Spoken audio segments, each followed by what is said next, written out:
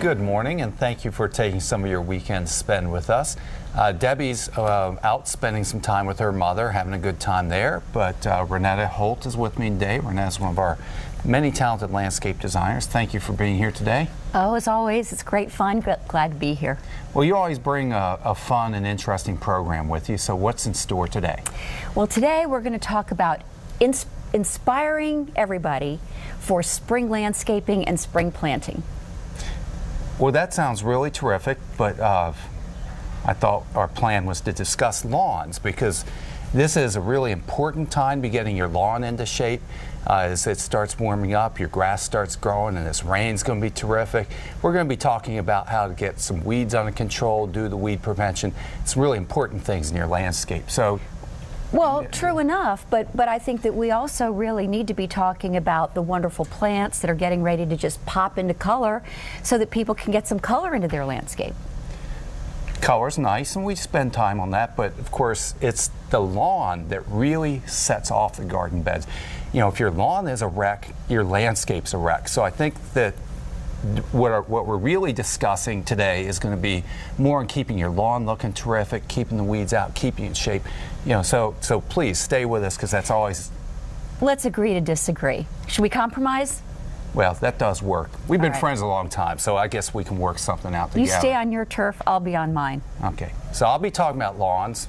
I'll be talking about landscaping. Good, so we got something for everybody here. And then, of course, at the end of the show, we'll be taking your phone calls. But of course, you know, there's always something fun and exciting going on at Merrifield Garden Center. So let's take a look at what's happening this weekend. Well, first thing is I'm going to be presenting a seminar at the Gallows Road location, shade gardening, at 10 o'clock this morning. So it's kind of a gloomy day, so can't be outside working in the yard. You might as well come learn about shade gardening. Well, and again, you know, that's important, but if you happen to have a little bit of sun and want to grow a nice lawn, I will be discussing lawn care at the Fair Oaks store. So again, that's going to be at our Fair Oaks location, again at 10 o'clock. So as you can see, as soon as this program is over, both of us are going to go running down there. And while you're going to get a little bit of an introduction to both these topics, the nice thing is at the seminars, you can ask questions. There's more dialogue. We have time to go into more detail. So I certainly hope you'll join us there. And what's happening out at Gainesville? Saturday, today at Gainesville, we've got Mike Fahey, one of our great landscape designers. He's also an arborist, works out on the lot. He's going to be talking about spring flowering trees. He's really entertaining. It's always a great show when Mike does it. Good. So there's something there for everybody. We just hope you'll make a point to get to one of those classes. And then next week, we've got more exciting topics coming up. You know, we've been getting terrific attendance at these seminars, and we appreciate you coming. It's all free. It's just show up. And so next week, we're going to be looking at spring flowering shrubs at our Merrifield location, growing herbs at our Fair Oaks location, and then I'll be doing a repeat of the lawn presentation out at Gainesville. So lots of neat stuff coming up. And also, one of the things that we're gearing up for is we're going to be hosting our first spring celebration next weekend. That's going to be both on Saturday and Sunday, taking place at all three of our stores, and it goes basically all day long from about 9 till 5. And we know spring is kind of on the way, and we just really want to get everybody jazzed and excited about this. So we're going to have we'll have some little snacks and appetizers for you. We're bringing some of our vendors in, people like Master Gardener and representatives from some of the seed companies and some of the plant societies, basically sit there and share their love of gardening with you, get everybody excited. There'll be some special prizes and giveaways. So basically it's just a fun family weekend where we really celebrate the arrival of spring. Right. I'd also like to talk about a real neat workshop that we're going to be having on Wednesday, March 20th. It'll be at our Fair Oaks location. It's called Cool Container Workshops, and Stephanie Brock from our annual department is going to be running this class. There is a nominal fee, and what that fee does is it will give you your materials for doing this workshop. It's a hands-on workshop. It'll provide your soil, gravel, all the things that you need to plant your plants. And then when you come, you can choose the plants you want to pot up. You can bring your own container, or you can get one from us. Yeah, that sounds really fun because, you know, the thing is, I know it is kind of cool and rainy and spring's not really officially here, but there's a lot of things that will tolerate the cool weather, that thrive in the cool weather, and our annuals house is full of them. So we're going to take a look at some of these plants right now. And again, if you want to build your container, what a great opportunity to come and do that. Like I said, and we have all the supplies and everything to get that going. It's a great idea, and Stephanie is a lot of fun. She's really cute. You'll really enjoy the workshop. Excellent. Well, I know this flower pot right in front of you is an example of the kind of thing that you could create, the type of flowers that you would find if you come into the garden center right now. And these are plants that you can go out now. You don't have to wait. They thrive in the cool temperatures. They'll even tolerate frost and freezing conditions. Right, you don't have to worry about that. This container here is beautiful. It's got some primrose in it and also little small pansies, but I'll tell you what, the pansies are beautiful this year at Merrifield. Oh, they have been spectacular again because we've had the cool weather and everything, so they're doing really fantastic. And that primrose that you see in the front, that really hot pink color, right here, we've got an amazing selection. They come from reds to bright yellows to oranges to the bicolor ones. These we sell in our annual section. They're not completely reliable as far as cold hardiness, so we sell them as an annual. But you know, we also sell primrose in our perennials house. So that's a nice plant that flourishes during the cool temperatures of spring and fall, and depending which one you get, you might have a perennial. Right above it, you can barely see, but that nice matching pink color is a stock. Stock, again, grows during the cool weather, and that is the most fragrant plant. It just perfumes the air. It's wonderful. It's wonderful. It's in there. I've got another container here. This is a cute little basket. This has got, again, some of our beautiful pansies. It's got a nice yellow ranunculus. We'd hoped it would open up for you for the show today, but maybe a little bit later this afternoon. And also on the other side, we've got some alyssum, which comes in purple, also in white. Again, a very nice, old-fashioned, it's your grandmother's garden plant, nice fragrance. But these all are great cool weather annuals that you can put out right now. Right, and I know that these are in containers, and they do great in containers, but you can also plant those in your landscape. And I just have one more that I want to show you real super quick before we go to break. But I bought this window box in, which again uses a lot of the pansies and violas. But one of the things I thought was interesting, it's got the heuchera, or the coral bell, in the center there, which is a perennial, but shows how the leaf color contrasts in there. A little hard to see, but that grassy plant behind it are chives. So you can combine all kinds of herbs and cool season vegetables, perennials, winter annuals. It's just an amazing selection that you can get started on now. Well, I might take that home with me. So. Okay. All right. It's for sale. Okay. All right, we got to take a quick commercial break. When we come back, we're going to talk about lawns. And landscaping. Okay, we'll see you then.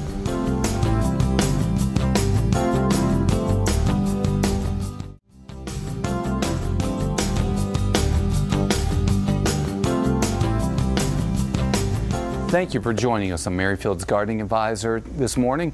I'm going to start out by talking a little bit about lawns.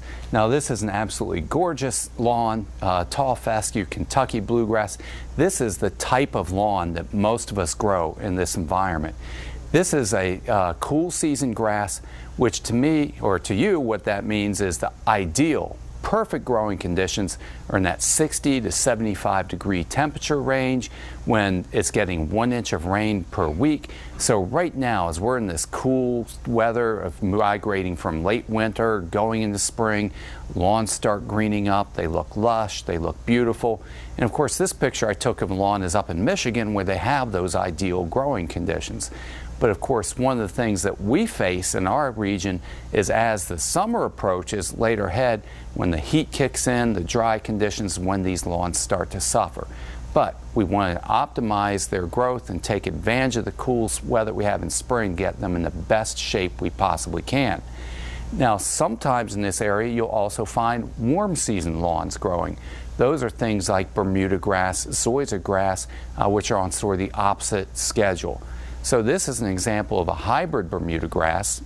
Bermuda grass can be a troublesome weed in your landscape, but it's also been hybridized, selected, and developed as a turf grass. Around here, only time you're really going to find it is in athletic fields, because it takes the harsh conditions, the abuse that we put athletic fields under. But you can see, looks like a beautiful lawn, but this is taken in the middle of summer where it's thriving under the heat. Now, one of the things that's a little different for us is where we live in this transition zone, we have the northern climates and the southern climates kind of meet and overlap. And so this graphic sort of represents where we're living. And that's the thing, as you can see, if you live further north, up here in the northeast, you would be growing cool season grasses. If you live down on the coastal areas, you're growing warm season grasses. Where we live, we can grow both of them, but neither one of them really thrives.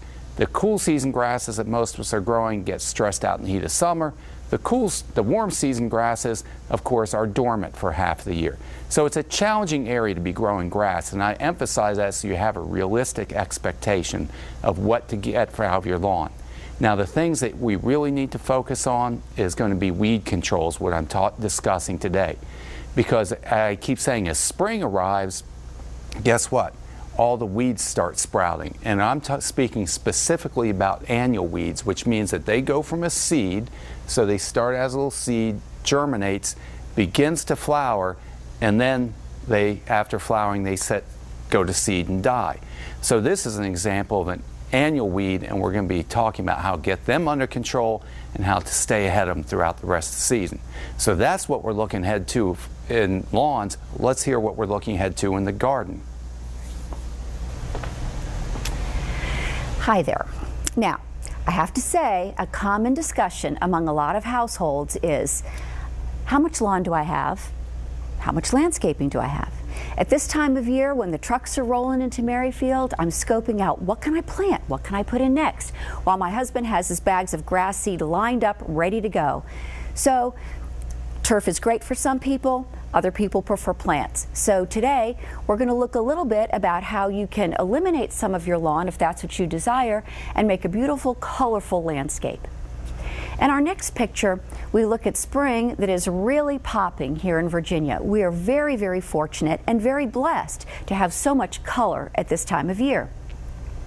We have a lot of wonderful natives. We have dogwoods, we have redbuds, we have wonderful things that bloom, give us color. In fact, we've noticed that the Okami cherries are now blooming and some plums are just beginning. So spring is almost here, it's beginning.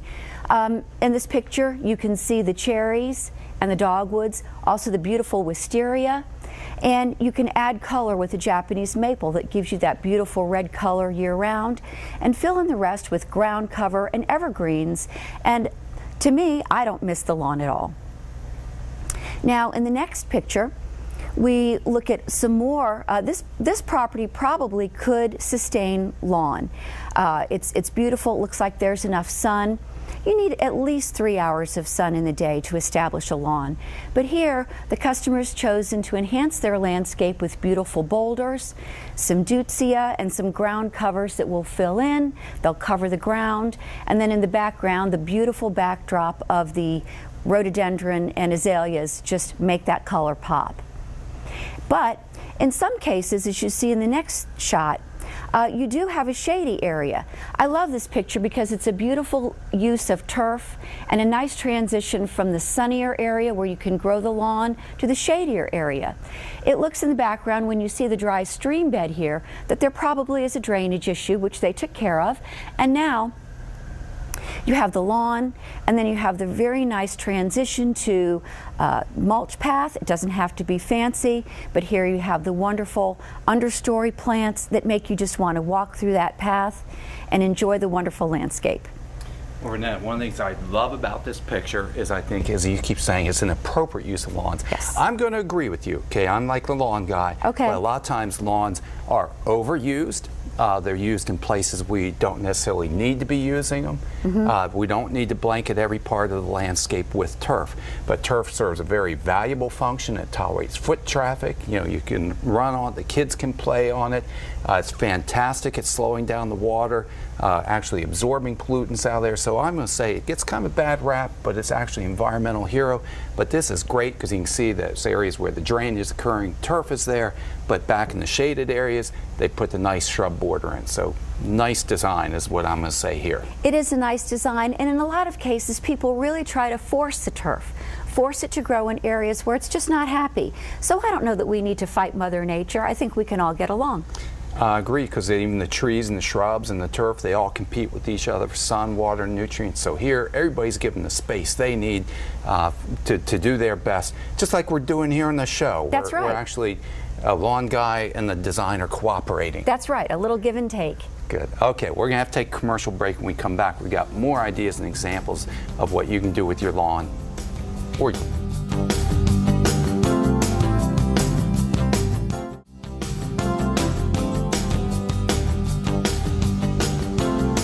a little color for St. Patrick's Day there.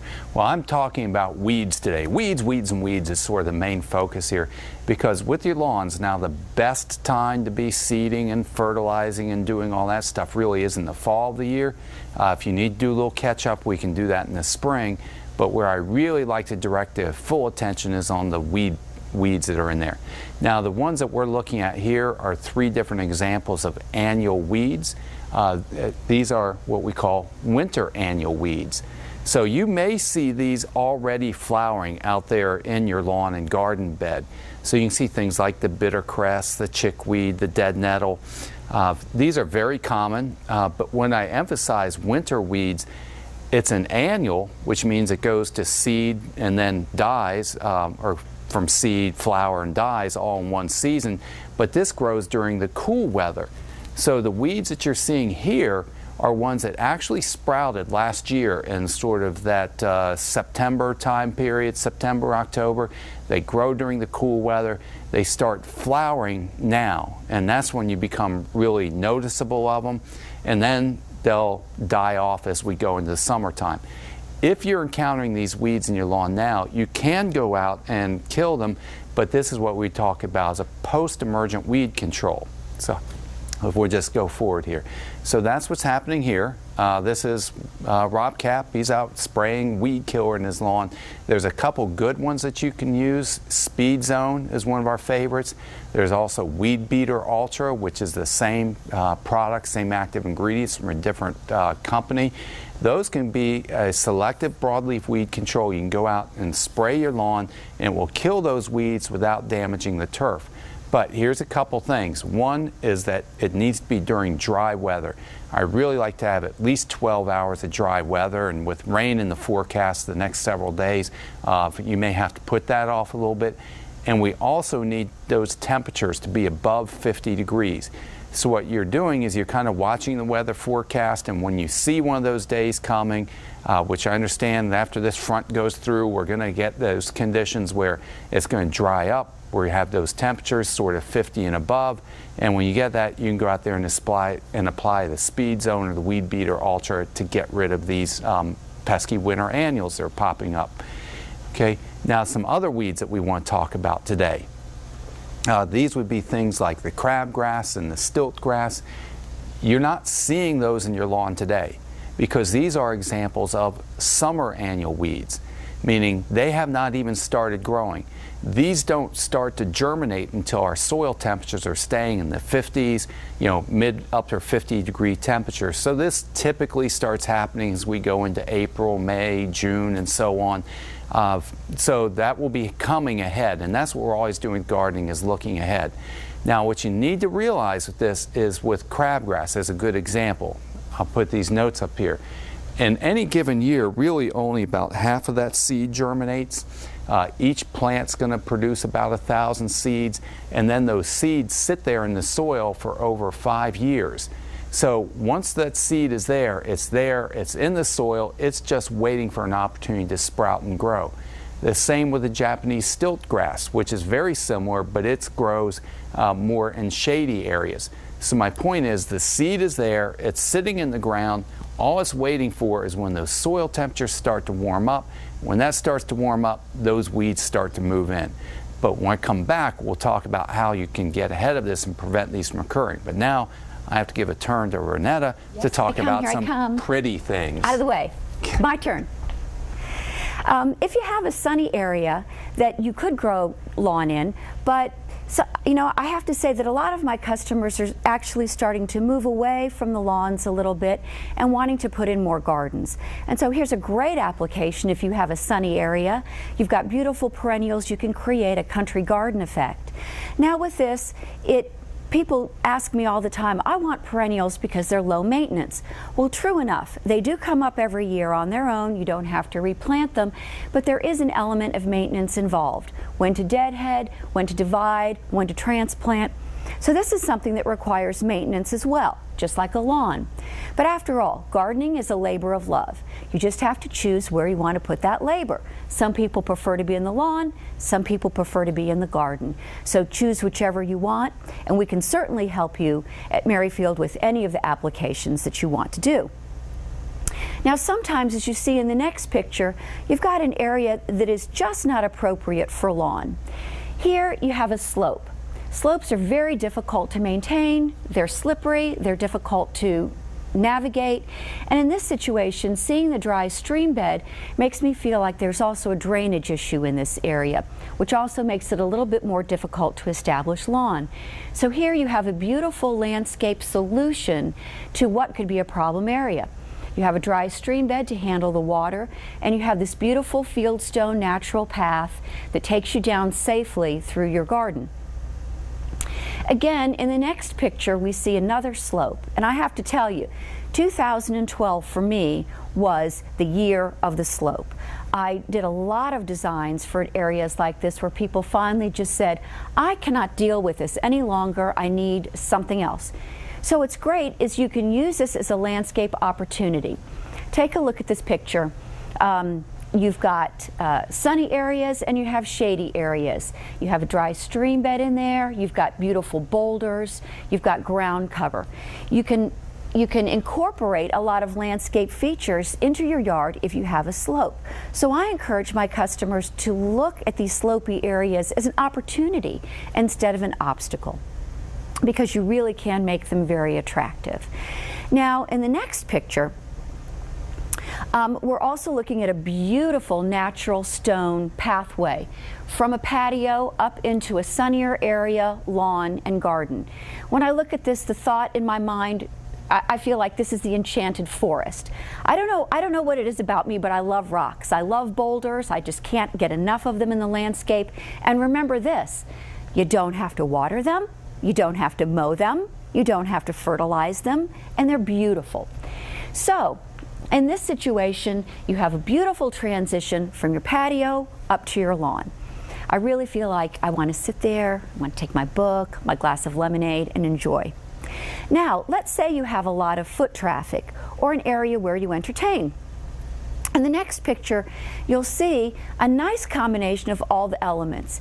In the foreground, you see that there is a little bit of grass around this patio, and it's also surrounded by some of our beautiful native plants, again, dogwoods, flowering dogwoods, some cherries. But sometimes when you have a very busy area and there's a lot of foot traffic, a lot of entertaining, it's really a great idea to maybe think of some hardscaping. A small patio, an area where you can entertain, put your grill, have everybody run around. If there's an area, again, that's wet, you might want to consider some hardscaping.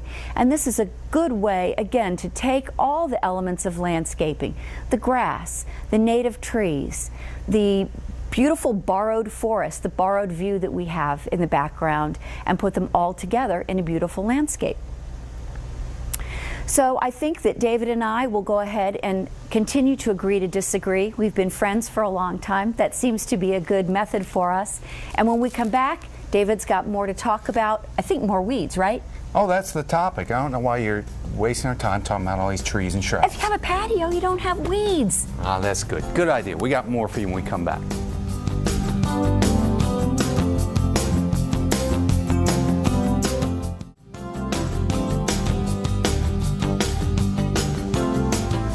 Okay, we're talking about lawns today, things that also do with your landscape, and I've been focusing on weeds.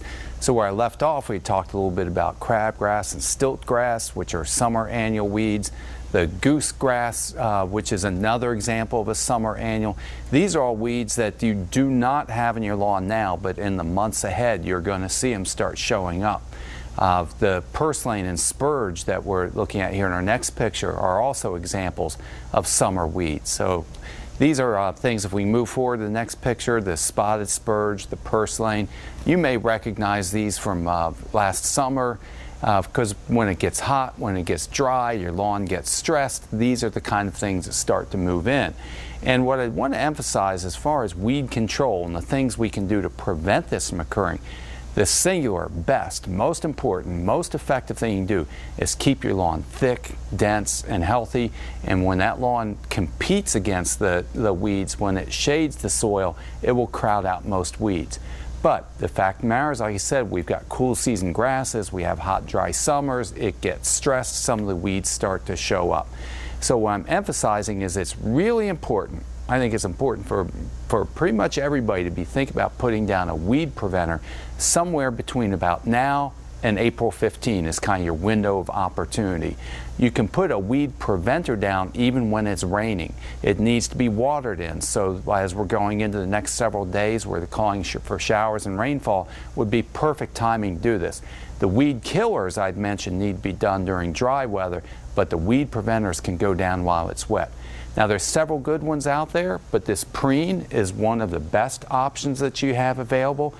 The preen crabgrass control works on several different weeds. Crabgrass is one everybody knows, but this is actually labeled for about 40 different grassy type weeds and broadleaf weeds. So it does a fantastic job on a broad range of different weeds that are out there. The thing that's really important about this is to recognize it's going to give you good control for about 12 weeks. And what happens in our climate is people go out, they put it down in this late March, April time period. We get good results going through April, May, June. Then you see weeds start showing up in that July, August, September period and start saying, oh, the product doesn't work. No, it does work. It works quite well, but it's really important you come in and get that follow-up application about 12 weeks later. Now, another option I wanted to talk about was corn gluten meal. This is an organic product. And what we found is, of course, people talk about lawns, and we've discussed already some of the maintenance aspects of it. One of the things is people don't necessarily want to be putting a lot of chemicals out in their lawn, their environment. I totally understand that and support it. One of the things that's neat is now we do have some organic options.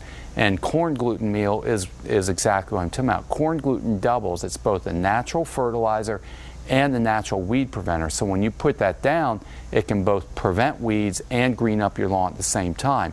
One of the things that you need to be aware of with it, though, is it's going to give you very good results for about a month, maybe 6 weeks, so it doesn't last as long as some of the other products. So again, it's like anything else, you have to follow up. You need to do your repeat applications about once, I'm going to say, every 8 to 12 weeks to get good results with. Now, one other thing I want to say before I let Renette in here. Really, really excited. This is a new product that just came out. What's different about it is that it's in a little small container. Most of these weed preventers come in big bags for treating 5,000, 10,000, 15,000 square feet. We now have this little can that treats 2,000 square feet, or about actually 2,600 square feet, for both lawns and landscape. So I'm kind of excited to have a chance to introduce this, because if you're a townhouse owner, for example, now I've got this one product, an easy to use shaker can that you could use both in your lawn as well as your landscape beds to keep the weeds out of it. Now, I appreciate Renetta talking about some maintenance aspects that go into landscape, and I agree. Things like steep slopes, you probably don't want to be growing turf there because it could be a nuisance. Another situation would be shade. Grasses really need a little bit of sunlight, so Renetta's got some other alternatives to use in the shade condition. You finished yet? Yeah, come on in here. Okay, all right, before he lets me in. Oh. Well, we are going to talk about shade. And this morning over at Gallows Road, as I said during my seminar, I'm going to really talk a lot about shade and alternatives and shade plants. I want to use the word opportunity here. I think everybody should learn to embrace what they have in their lawn, in their yard. Sometimes you have sunny conditions, sometimes you have wet, sometimes you have shade. But these things are not obstacles, they're opportunities. And in this picture, I love this picture because there's not one bit of turf grass in here. But what are these things we're looking at? Well, there's a number of shade grasses, we call them, although they're not grasses at all. Carex, which is actually a sedge, and a chorus, which is a sweet flag, are some great evergreen, grassy looking opportunities that you can use in a shady area of your yard, along with some ground cover. And I don't even miss the actual turf. It gives a nice soft green feel. It gives you the opportunity to use some interesting variegated colors and some textures. So all in all, this is a great solution to an area where you could not grow grass. Then we'll move on into another shady pathway. And this, I just love this picture. We have many perennials. Right now, they're still a little bit small in our perennial department, but they're coming in, and pretty soon they'll be up out of the pots, nice and lush, all different colors, all different textures. Think about using perennials as a ground cover in these areas that won't support lawn. Here we have a combination of evergreens and some hostas and different shade-loving perennials, and with a gravel path. It looks like mulch, but it's actually Seminole chips, so it's great for foot traffic. You certainly could not grow grass in this application, but it makes a very beautiful, cool, welcoming place to go. I don't miss the grass a bit here. Again, moving on. Sometimes, again, you do need more of a constructed element. In this, if you have a very heavily traveled path, you might want to consider a more formal application of a landscaped walkway in an area. This is a kind of a combination sun and shade garden. The outskirts, you've got the arborvitae, and you can see that there's some sun. But as you move in, it is a little bit of a shadier application. And if you get confused about what to do, what kind of conditions do I really have, and you need some extra help, I want to encourage you all. You know, you can always come to Fair Oaks and talk to David at the information desk, or you can find me at the Gainesville location on Sundays, and we can work through these issues with you and help you on the spot, show you some different plants that would work in your landscape, and help you attend to some of these peskier areas that you may not be too sure what to do with. Now, as we move into the next shot, here's again a very colorful, shady landscape area where we have used, it looks like some woodland phlox and some hostas. We've got some different things that cover the ground, and again, in time, these things will cover the area. They will bloom for you. They'll give you wonderful texture, color, scent. And in these applications, you can also use a lot of natives. They work very well. So we can do that, and I think we have one more shot. Here you can even think about adding a water feature. Again, a very cool, lush application. Take the opportunity to turn your shade garden into a place where you want to be. After the break, we'll take your questions and answers. Thanks.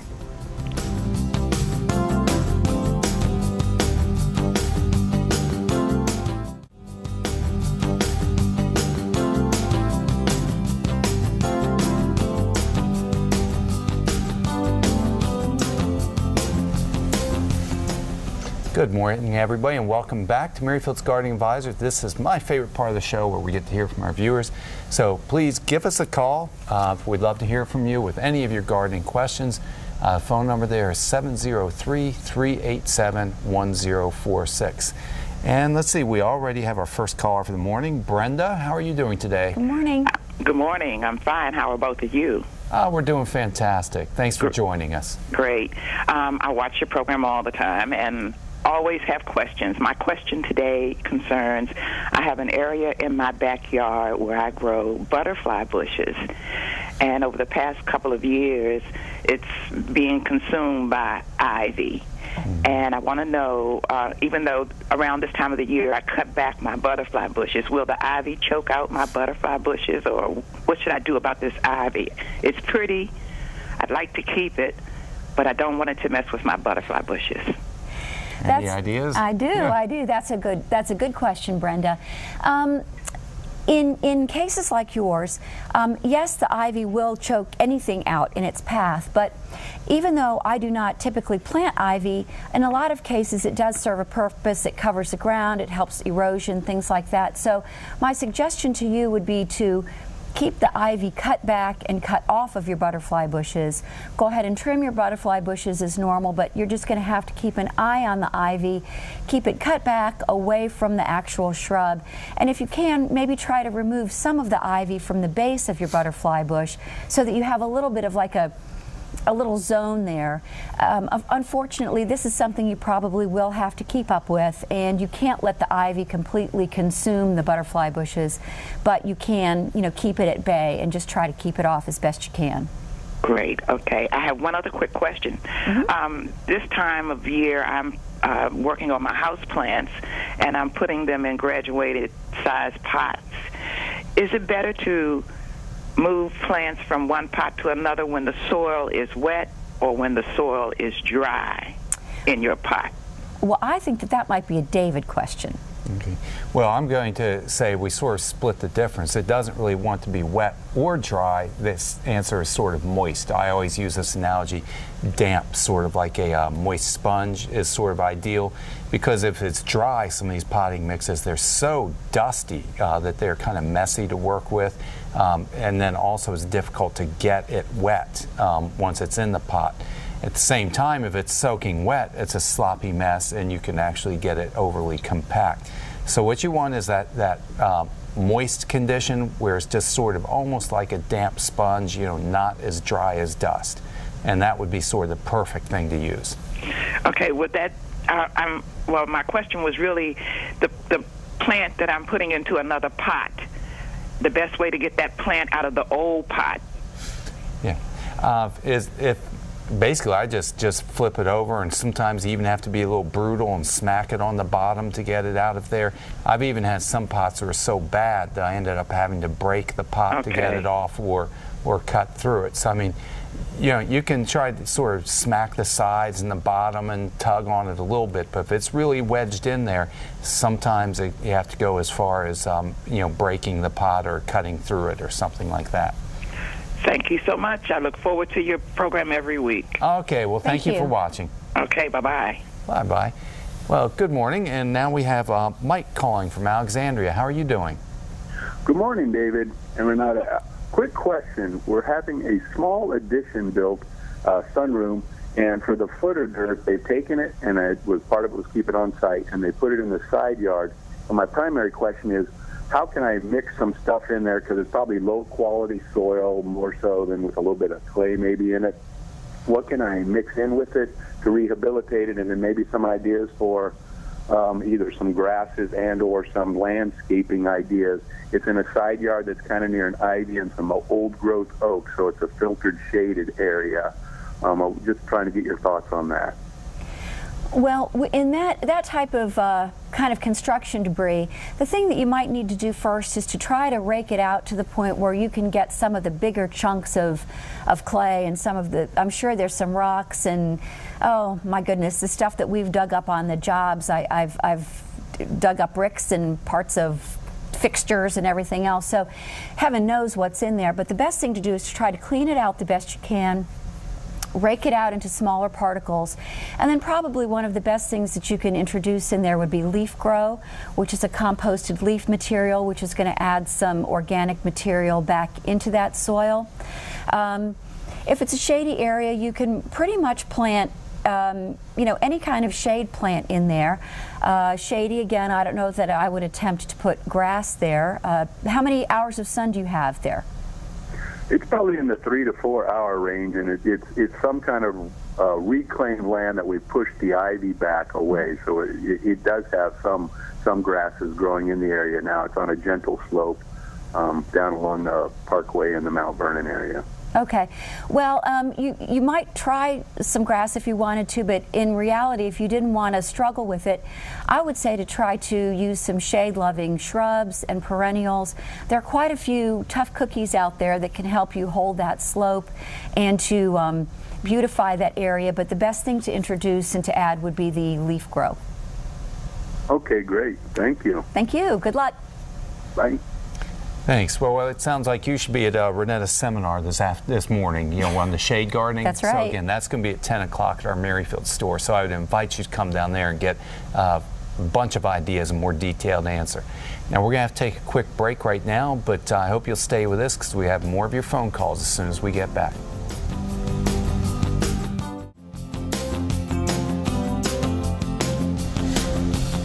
Beautiful primrose there. We're going to get right back to our phone calls, and I have Naomi that's been patiently waiting. Thanks for sticking with us. How are you doing? Thank you. Very well. And yourself? Great. Fantastic. Yeah. My question is that I have 2 apple trees, persimmons, and some grapevines. I would like to know if this is the right time for me to prune. Basically, the answer is yes on all of those. Generally, we like to do our pruning in the middle of winter, kind of January, February, so it's not too late, but you want to get started on it as soon as possible. And what will happen is, like, the grapevines can become sort of overly productive and abundant, so a lot of times those are cut back to sort of limit the amount of growth that's on there. Persimmons generally don't necessarily need much pruning, other than if you want to thin out some crossing branches or do a little bit of corrective shaping or something. And then your apple trees are generally pruned. The idea is you want them branching out. You want them to be open so that they get as much sunlight, you know, and reduce their size maybe so that the fruit's easy to pick. But you're probably looking at taking really no more than about 25–30% of total growth out of there. Okay. Well, I thank you very, very much. I look at y'all every Saturday. Well, thank you for doing that. And as soon as the rain stops or before it gets started, I would get on that pruning right away. Get your pruner sharpened up. Thank you very much. All right. You have a good day. Nice talking to you. Bye-bye. Thank you. And let's see, our next caller is Michael. How are you doing today? Okay, doing fine, sir. And how can we help you? Okay, I have a 2-part question. One is the African violet plant. I just bought, it's in a small bowl, and I was wondering how to take care of it and if I could plant it outside. Well, an African violet is actually, you know, one of the easiest house plants to take care of.